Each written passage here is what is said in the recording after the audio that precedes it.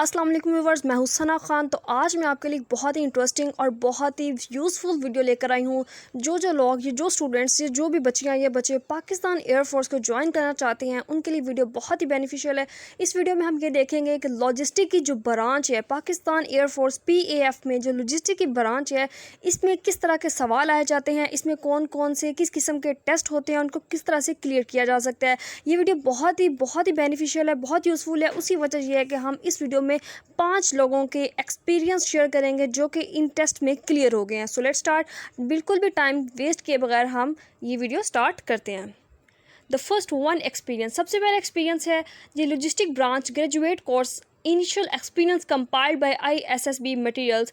जी, ये वो एक्सपीरियंस है जो 16 क्लासेस को पढ़ने के बाद, यानी ग्रेजुएशन के बाद जो बच्चे जाते हैं पाकिस्तान एयरफोर्स में लॉजिस्टिक की ब्रांच में, तो उनको किस तरह के सवाल, उनका पेपर डिफरेंट होता है, तो उनको किस तरह के सवाल दिए जाते हैं, आज पहले हम वो डिस्कस कर लेते हैं। एक्सपीरियंस 1 आप देख सकते हैं, I have clear test and medical of 1 to 8 logistics अल्हम्दुलिल्लाह। First of all try to reach at centre as soon as possible. तो सबसे पहला टिप है वो ये है कि आपने अपने सेंटर में बहुत जल्द पहुँचना है। आपका जो मोस्टली टाइम होता है वो सुबह 10 बजे होता है, लेकिन आपने अपने सेंटर में सुबह 6 से 7 बजे तक पहुंच जाना है। क्योंकि होता यह है कि सबसे पहले वेरिफिकेशन होती है आपकी डॉक्यूमेंट्स की, तो आपने अपनी सारी की सारी डॉक्यूमेंट्स साथ लेके जानी है। अगर कोई भी आपकी डॉक्यूमेंट साथ नहीं है, आपके पास नहीं है, तो वो आपको पेपर देने के लिए बिल्कुल भी अलाउ नहीं करेंगे। तो सबसे पहले आपने ध्यान रखना है कि डॉक्यूमेंट्स के हवाले से किसी भी किस्म का आपको वो रियायत नहीं देंगे। तो डॉक्यूमेंट्स आपने साथ लेके जानी है और टाइम पर सुबह पहुँचना है। मिसाल के तौर पर अगर 10 बजे टेस्ट है आपका, मोस्टली 10 बजे होता है, तो आपने सुबह 7 बजे कम से कम आप सेंटर के अंदर हो। तो 7 बजे जब वहाँ पे होंगे तो वेरिफिकेशन सब कुछ हो जाएगा, तो फिर इजीली आप टाइम पे अपना टेस्ट को अटेम्प्ट कर सकते हैं। First of all try to reach at centre as soon as possible. You should have complete document, zero tolerance in documents. वहाँ पे बहुत स्ट्रिक्ट रूल अपनाया जाता है, बहुत स्ट्रिक्ट, बहुत ही सख्त रवैया होता है वहाँ पर। तो आपने अपने डॉक्यूमेंट्स के हवाले से ज़रा भी उन्हें इस चीज़ का मौका नहीं देना कि वो आप लोगों को रिजेक्ट कर दे। डॉक्यूमेंट्स आप अपने साथ लाजमी लेके जाएं। Moreover the staff there is very strict, so you should have all the required documents. और नेक्स्ट हमारे पास वो कहता है कि हमारा जो इनिशियल टेस्ट है, जो भी हम अप्लाई करते हैं, हमें डेट शीट प्रोवाइड की जाती है। तो जो इनिशियल टेस्ट है उसमें 2 किस्म के टेस्ट आते हैं। हमारे पास लॉजिस्टिक की ब्रांच की मैं बात कर रही हूँ, इसमें 2 किस्म के टेस्ट आते हैं। एक होता है इंटेलिजेंस और दूसरा होता है लॉजिस्टिक्स। इंटेलिजेंस जो है वो 100 नंबर का होता है और उसके लिए 35 मिनट्स दिए जाते हैं, 35 मिनट्स दिए जाते हैं। 35 मिनट्स में आपने 100 सवाल अटैम्प्ट करने हैं जो कि MCQs के फॉर्म में होते हैं। लेकिन आपने अपने जहन में ये रखना है कि मैंने 30 मिनट में वो 100 सवाल करने हैं। जब आप अपने जहन में ये रखेंगे तो इंशाल्लाह 35 मिनट में वो सारे के सारे सवाल आप अटैम्प्ट कर चुकेंगे। और एक बहुत ही इंपॉर्टेंट बात वो ये मैं आपको बता दूं कि 100 MCQs में से कम 65 MCQs पास होना, बिल्कुल ठीक होना लाजमी है। 100 में से 65 MCQs अगर आपके करेक्ट हैं तो फिर ही आप पास हो सकते हैं। ऑलमोस्ट 55% वो डायग्राम क्वेश्चंस। इसमें से वो कह रहा है कि जो 55% जो सवाल हैं वो नॉन वर्बल हैं। इंटेलिजेंस में 2 किस्म के सवाल आते हैं, एक होता है वर्बल और दूसरा होता है नॉन वर्बल। वर्बल में डिफरेंट टाइप्स आ जाती हैं, लाइक सीरीज के क्वेश्चन भी आ सकते हैं। मैं इस पर भी डिटेल वीडियो बनाऊंगी कि वर्बल क्वेश्चंस किस तरह से हो सकते हैं, इनको किस तरह से अटैम्प्ट करना है, इन प्रॉब्लम्स को सोल्व कैसे करना है। उसके साथ साथ नॉन वर्बल पर भी वीडियो बनाई जाएगी। लेकिन यहाँ पर मैं आपको ये बताऊँ कि वर्बल ये होते हैं, आपने अपने दिमाग से करने होते हैं। उसमें आपने ये करना है कि सीरीज़ वाले क्वेश्चन भी हो सकते हैं कि अगर मिसाल के तौर पर एक सीरीज़ है 3, 5, 7, तो नेक्स्ट क्या आएगा, 3, 5, 7, नेक्स्ट 9 आएगा। तो इस तरह के सवाल हो सकते हैं। और भी बहुत किस्म के सवाल होते हैं। इसमें आपको कहा जाता है आज मंडे है तो आफ्टर 3 डेज कौन सा डे होगा, इस तरह के भी सवाल हो सकते हैं। और नॉन वर्बल में डायग्राम्स दी जाती हैं। मिसाल के तौर पर 3 डायग्राम्स दी हैं और चौथी डायग्राम आपने बतानी है ऑप्शंस में से कि कौन सी डायग्राम आएगी। नॉन वर्बल जो क्वेश्चंस होते हैं वो इस तरह के होते हैं। तो वो कह रहा है कि जो 55 हैं वो नॉन वर्बल होते हैं मोस्टली, और जो दूसरे होते हैं वो 100 में से वो वर्बल होते हैं। Other word calculation and math questions. और जो वर्बल होते हैं उसमें मैथ के बहुत से सवाल पूछे जाते हैं। मिसाल के तौर पर प्रॉफिट और लॉस फाइंड करना है।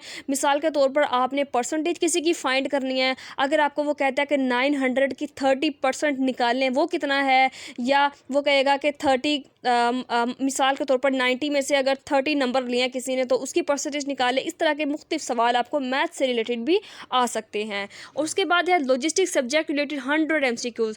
और मैंने आपको बताया कि 2 टेस्ट होते हैं, एक होता है लॉजिस्टिक और दूसरा होता है इंटेलिजेंस। इंटेलिजेंस में तो वर्बल और नॉन वर्बल आते हैं, जो कि मैंने आपको बताया कि 100 एमसीक्यूज़ होते हैं और 35 मिनट होते हैं। अब बात करते हैं लॉजिस्टिक की, तो लॉजिस्टिक में 100 एमसीक्यूज़ होते हैं और इसके लिए 50 मिनट गिवन होते हैं। इसके लिए 30 नहीं, 35 नहीं, बल्कि 50 मिनट, थोड़ा सा टाइम ज़्यादा होता है। तो ये थोड़े से लेंथी क्वेश्चंस होते हैं। इसमें वो कह रहा है कि जो हमें पेपर आया था, जिस बच्चे ने भी अपना एक्सपीरियंस शेयर किया, वो कहता है कि लॉजिस्टिक में 1 एमसीक्यूज़ आया था। उसके अलावा 99 जो थे वो आए थे जनरल नॉलेज से, इंग्लिश से और बेसिक मैथ से। इसका है कि जो हमारा लॉजिस्टिक का जो सब्जेक्ट है उसमें से हमारे पास ज़्यादातर सवाल इंग्लिश और जनरल नॉलेज और मैथ के होंगे। 20% आप कह सकते हैं कि हमारे पास जनरल नॉलेज है, 25% हमारे पास मैथ है और कुछ 2-3% लॉजिस्टिक और 50% जो पेपर है वो इंग्लिश का आता होता है। It may be because some other 16 years degrees are also eligible for logistic branch. Some general knowledge questions कौन कौन से हैं वो देख लेते हैं। लाइक अगर सवाल वहाँ पे बच्चों को आया था, God of love in old Greek. Old Greek literature में गॉड ऑफ लव किसको कहा जाता है, तो इसका आंसर है एरोस। तो मैं आपको सबके आंसर तो नहीं बता सकती, आप इन सवालों को यूँ कीजिएगा कि गूगल पर सर्च कर लीजिएगा तो आपके पास फ़ौरन इसके आंसर आ जाएंगे। फर्स्ट वुमेन इन स्पेस, ये भी सवाल आया था उन्हें। उसके अलावा डीपेस्ट ओशन पैसिफिक ओशन है, ये भी सवाल आया था। WWW वर्ल्ड वाइड वेब, ये क्या है। And land stands for local area network. And rainbow के कितने कलर्स हैं, रेनबो को 7 कलर्स हैं। उसके बाद इंग्लिश में जो सवाल आए थे वो ये थे कि there were synonyms and antonyms. Synonym antonyms थे जो कि बहुत ही मुश्किल थे। जाहिर है PAF ने जब पेपर बनाया है और इतनी अच्छी उन्होंने जॉब देनी है आपको, इतनी अच्छी फील्ड में आपने जाना है, तो जाहिर है पेपर तो डिफ़िकल्ट लाजमी होगा। तो इंग्लिश के जो सिनोनिम्स और एंटोनिम्स हैं वो काफ़ी डिफ़िकल्ट होते हैं, बच्चों का ऐसा कहना है। एनोलॉजीज, propositions, one sentence from active and passive. Active और पैसिव में से भी आपको आते हैं सवाल, एनोलॉजीज में से भी आते हैं और सिनोनिम एंटोनिम में से भी आते हैं। उसके साथ साथ जो डायरेक्ट इनडायरेक्ट होते हैं वहाँ से भी आपको सवाल आते हैं। और बहुत ही इंपॉर्टेंट चीज़ वो ये है कि आपको प्रपोजिशंस बहुत आती हैं। मिसाल के तौर पर आपको एक जुमला लिखा जाता है, उसमें आपने लिखना है कि ऑन आएगा, एम आएगा, इज आएगा, एट आएगा, इनटू आएगा, ऑन टू आएगा, कौन सा वर्ड, कौन सी प्रपोजिशन वहाँ पे फिट होती है। इस तरह के बहुत से सवाल वहाँ पर आते हैं। अब बात करते हैं मेडिकल की, तो वो कह रहा है कि मेडिकल 5 घंटे लिया था मेडिकल ने। हाइट चेक हुई थी, आई सेट चेक हुई थी, weight, chest, colour blindness, mouth और बहुत सारी चीज़ें इसमें उन्होंने चेक की थी, आप यहाँ पर देख सकते हैं। But it is not compulsory कि जब आप इनिशियल टेस्ट के लिए जाएं तो आपसे वो सारी ये मेडिकल आपका हो। मेडिकल आपका उस दिन नहीं होता, लेकिन हो भी सकता है। तो आप जाते हैं सुबह 7 बजे, तो शाम को 8 बजे वो आपको फ्री करते हैं। उससे पहले अगर आपने पेपर अटैम्प्ट कर लिया तो उससे पहले आप फ्री हो जाएंगे। इसका मतलब है अगर आप जल्दी जाते हैं तो जल्दी आपका पेपर हो जाएगा और जल्दी आप फ्री हो जाएंगे। लेकिन अगर आप लेट जाते हैं तो फिर अंदेशा है कि रात को 8 बजे तक आपको वहाँ पर रहना पड़ेगा। तो मेडिकल उस दिन नहीं होता। मेडिकल जो डेट होती है वो वही जब आप इनिशियल पास करते हैं तो वो मेडिकल की डेट अनाउंस करते हैं। और एडवाइस वो आपको मशवरा देता है बच्चा, वो कहता है don't try to be over smart at any stage. किसी भी स्टेज पर आपको ओवर स्मार्ट होने की ज़रूरत नहीं है, ज़्यादा ओवर कॉन्फिडेंट आपने नहीं होना। इसकी वजह ये है कि वो जहाँ पर वो जो आर्मी के लोग होते हैं वो आपसे ज़्यादा स्मार्ट होते हैं, वो आपसे ज़्यादा कॉन्फिडेंट और आपसे ज़्यादा समझदार होते हैं। तो उन्हें ये बिल्कुल बताने की ज़रूरत नहीं है कि मैं बहुत ओवर स्मार्ट हूँ, I can do everything efficiently. ऐसा नहीं है, हर इंसान परफेक्ट नहीं होता है। तो खैर, अब हम दूसरे बच्चे की सेकंड जो एक्सपीरियंस है वो आपसे शेयर करते हैं। अच्छा जी, इसमें इनिशियल एक्सपीरियंस वो कह रहा है कि सबसे पहले वहाँ लिखने डॉक्यूमेंट्स, जो भी डॉक्यूमेंट्स आपने वहाँ लेके जाने हैं उसको बहुत ही एहतियात से लेके जाने हैं। और दूसरा, वाइट बोर्ड मार्कर वहाँ पर आपको अवेलेबल होता है और वहाँ पर अगर आप कोई पेंसिल, कोई पेन, कुछ भी लेके जाते हैं तो आपसे गेट से ही आपसे पकड़ लेते हैं। आपने किसी किस्म की कोई ज्वेलरी नहीं लेके जानी। अगर आपने बैंगल्स पहनी है, वॉच या मोबाइल भी आपसे वो ले लेंगे, आप सबमिट करवा दीजिएगा, आपसे भी आपको फिर वो बाद में दे देते होते हैं। किसी भी किस्म की कोई भी चीज़ आपने वहाँ पर नहीं लेके जानी सिवाय डॉक्यूमेंट्स के। तो दूसरी बात यह है कि डॉक्यूमेंट चेक होंगे, then they will allow you to enter in exam hall. Documents verify करने के बाद ही वो आपको एंटर होने देगा। अगर किसी किस्म की कोई कमी बेशी होगी डॉक्यूमेंट्स में तो आप बिल्कुल भी एग्जामिनेशन हॉल में पेपर देने के लिए अलाउ नहीं किए जाओगे। At the start the verbal part was quite easy. वो बच्चा कह रहा है कि जो वर्बल का जो पोर्शन आया था, इंटेलिजेंस में 2 पार्ट हैं, वर्बल एंड नॉन वर्बल। जो वर्बल का पोर्शन आया था वो बहुत ज़्यादा आसान था, लेकिन जब तक प्रैक्टिस ना हो तो वो नहीं होते। आप जब तक मिले वर्बल नॉन वर्बल की प्रैक्टिस करो। एज यू नो 35 मिनट्स में 100 करने होते हैं। जैसा कि 35 मिनट्स हैं, उसमें 100 क्वेश्चंस होते हैं जो कि आपको करने हैं, जो कि लेंथी भी होते हैं। तो आपको टाइम बहुत अच्छे से मैनेज करना, आपको बिल्कुल भी टाइम वेस्ट नहीं करना। जो सवाल आपको लगता हो कि वो लेंथी है, उसको आपने फ़ौरन वहाँ पे स्किप कर देना है। स्किप नहीं करना, बल्कि आपके पास 35 मिनट्स हैं, तो आपने यूँ करना है कि फटाफट से कोई भी तुक्का लगाकर या सब समझ कर उसको आंसर लगा के नेक्स्ट मूव करना है। आपने वहाँ पर टाइम वेस्ट नहीं करना कि आप उसी को सोचते रहें कि पता नहीं इसका करेक्ट आंसर क्या है। तो और उसके बाद आप अगर देखें तो अगर आपकी प्रैक्टिस होगी तो आपके सवाल इजीली सॉल्व हो जाएंगे। जो मैथ के क्वेश्चन थे वो आप देख सकते हैं कि लाइक 600 5000 आपने ऐड करना है, माइनस करना है और फिर 400 से मल्टीप्लाई करना है और 700 को फिर ऐड कर देना है। इस तरह के सवाल भी आते हैं, आपने इनको फटाफट से सॉल्व करना है और वहाँ पर 1 मिनट के अंदर आपको 4 से 5 MCQ सॉल्व करने होते हैं, तो फिर ही आप पास हो सकते हैं। तो उसने एक वेबसाइट का नाम बताया है कि Pecone.com, ये एक वेबसाइट है जहाँ से उसने तैयारी की थी और अल्हम्दुलिल्लाह उसका पेपर अच्छा हो गया है। और यूट्यूब की उसने वीडियोस भी बहुत सारी देखी थी और इन सब चीज़ों को उन्होंने टच किया था, तो वो पास है। उसके बाद अगर हम बात करें, वो कह रहा है कि उसका जो सब्जेक्ट था HRM, उसमें से सिर्फ और सिर्फ 2 MCQs आए थे और जो 5% MCQs थे वो मैथ्स में से आए थे। और उसके अलावा 2x + 3y = 9 इफ़ x = 3, अगर x की वैल्यू दी हो तो इसमें पुट करना। इस तरह के कम से कम 4 से 5 सवाल आए थे। और उसके बाद सोलर सिस्टम के हवाले से भी बहुत सारे सवाल आए थे कि सन के करीब कौन सा सियारा है, कौन सा प्लैनेट है जो कि सन के बिल्कुल करीब है, कौन सा ऐसा सियारा है जो कि सन के बहुत ज़्यादा दूर है। उसके अलावा जनरल नॉलेज के सवाल थे, लाइक नेटो से रिलेटेड, USA, चाइना, रशिया, ये बहुत सारे सवाल थे, आप देख सकते हैं। उसके अलावा वो कहता है कंप्यूटर को पेंटियम क्यों कहा जाता है, मोस्ट कॉमन गैस जो अर्थ पे है वो कौन सी है, कि किस चीज़ का सिंबल है, कि पोटाशियम का सिंबल है, और किसने सबसे ज़्यादा डिफेंस पे एक्सपेंडिचर किया था। उसके साथ साथ और भी बहुत सारे सवाल जो कि आपके साथ शेयर किए जाते हैं। इजिप्ट कौन सी लैंग्वेज बोलते थे, इंडिया की जो एंशिएंट लैंग्वेज है वो कौन सी है, और पाकिस्तान ने जो 2 प्लेन गिराए थे इंडिया के वो कहाँ गिराए थे, और उसमें जिसमें वो अभिनंदन का भी जिक्र है तो वो क्या डेट थी। और ये सब इसके हवाले से भी सवाल पूछा जा सकता है और इनसे पूछा गया है।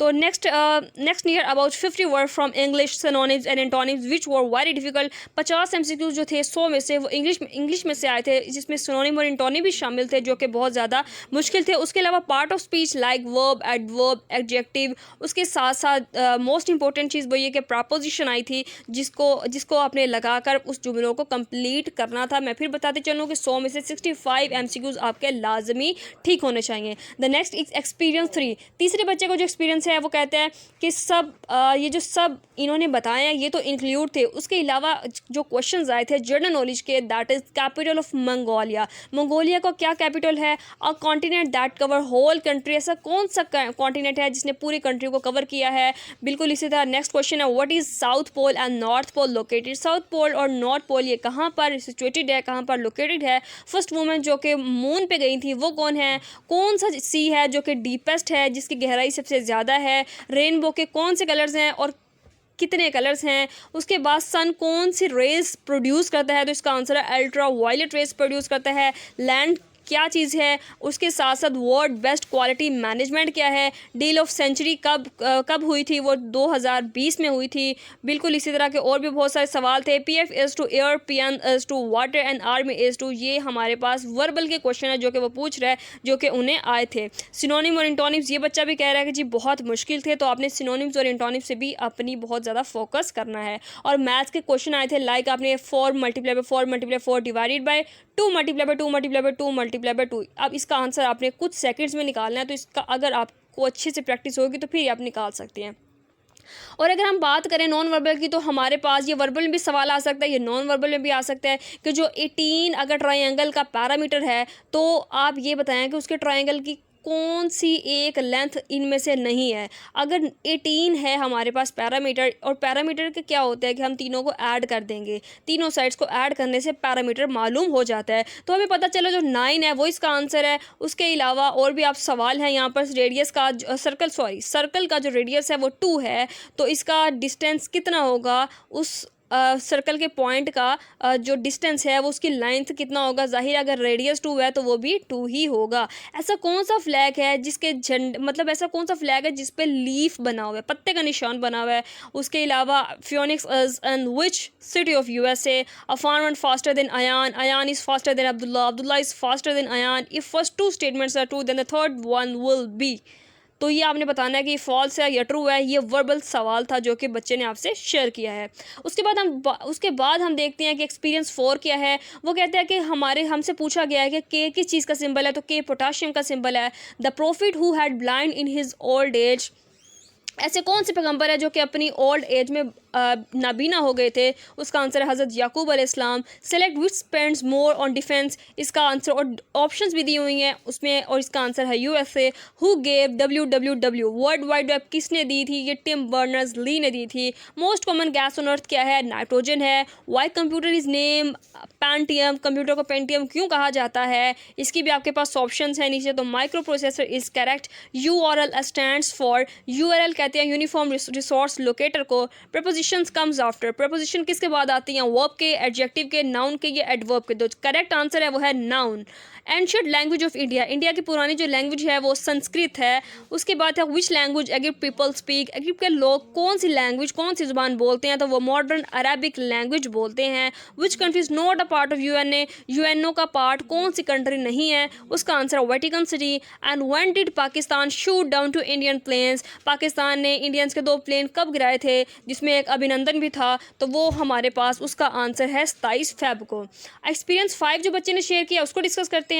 35 minutes for intelligence which were quite tough, secondly part of academic in which we have 40 minutes to solve 100 MCQs, 30 question were from English। अब वो कह रहा है कि सबसे पहला 35 मिनट हमें दिए गए थे पहले पार्ट को सॉल्व करने के लिए। उसके बाद हमारे पास 100 MCQs के लिए 100 MCQs में से 30 MCQs जो थे वो इंग्लिश के थे, उसके लिए 40 मिनट दिए गए थे। इसका मतलब है इनका एक्सपीरियंस पहले वाले एक्सपीरियंस से थोड़ा डिफरेंट है। सिनोनिम्स भी थे, एंटोनिम्स भी थे जो कि मुश्किल थे, और प्रेपोजिशंस भी थी जो कि जिसके बारे में 20 सवाल आए थे। जनरल नॉलेज के बारे में भी सवाल आए थे 20। उसके अलावा जो मैथमेटिक्स है, अलजेब्रा एक्सेट्रा, उसके बारे में भी 25 सवाल आए थे। तो ये 5वें बच्चे का एक्सपीरियंस आपके साथ शेयर किया जाता है। उसके अलावा कह रहा है वर्बल नॉन वर्बल ये सेम है, जैसा कि पहले बच्चों ने बताया वही वर्बल नॉन वर्बल का बिल्कुल पैटर्न था। एकेडमिक में क्या क्या सवाल आए थे, the first one is which energy is use to boil water, पानी को बॉयल करने के लिए कौन सी एनर्जी का इस्तेमाल किया जाता है। वेल्डिंग शॉप में कौन सा फ्यूल इस्तेमाल होता है। कायदे आज़म की जो लास्ट स्पीच है वो कौन सी थी। अल्फ़ाबेट यूनिट ऑफ पोटाशियम का क्या यूनिट है, आयरन का क्या यूनिट है। उसके साथ साथ logistic is supply chain function of, ये लॉजिस्टिक का MCQs है। And first women on moon, जो चांद पे पहली खातून गई थी वो कौन थी। और आपको मैं बताते चलूँ कि चांद पर अभी तक कोई भी खातून नहीं गई हैं। तो जो ऊपर बच्चों जो बाकी बच्चों ने शेयर किए हैं एक्सपीरियंस, ये भी उन्हीं में शामिल है। ये सब 2, 3, 4 मतलब कुछ डेट्स 2 से 4 डेट्स तक ये बच्चों के सवाल थे। बच्चे जाते रहे थे पेपर्स के लिए, तो जो उन्हें वहाँ पर एक्सपीरियंस उन्होंने आपके साथ शेयर किया, यहाँ पर वो सवाल उनसे पूछे गए थे। जो भी MCQs आए थे ये बच्चे अल्हम्दुलिल्लाह पास हुए हैं। और इसके साथ साथ जो भी सवाल उनको याद आए थे उन्होंने एक्सपीरियंस शेयर किया है। तो आप इन्हें देख सकते हैं, इन्हें आप नोट कर सकते हैं, इनके आप स्क्रीनशॉट ले सकते हैं। और इस वीडियो को कंप्लीट इसलिए देखना ज़रूरी था क्योंकि ये मोस्ट इंपॉर्टेंट गेस हैं, मोस्ट इंपॉर्टेंट क्वेश्चंस हैं, क्योंकि ये बच्चों के एक्सपीरियंस है जो कि अगस्त 2022 में बच्चों से ये सवाल पूछे गए। अगर आपको मेरी वीडियो अच्छी लगे तो प्लीज़ लाइक और सब्सक्राइब करना बिल्कुल ना भूलिएगा। अपने फ्रेंड्स फैलोज़ के साथ शेयर करें। शुक्रिया।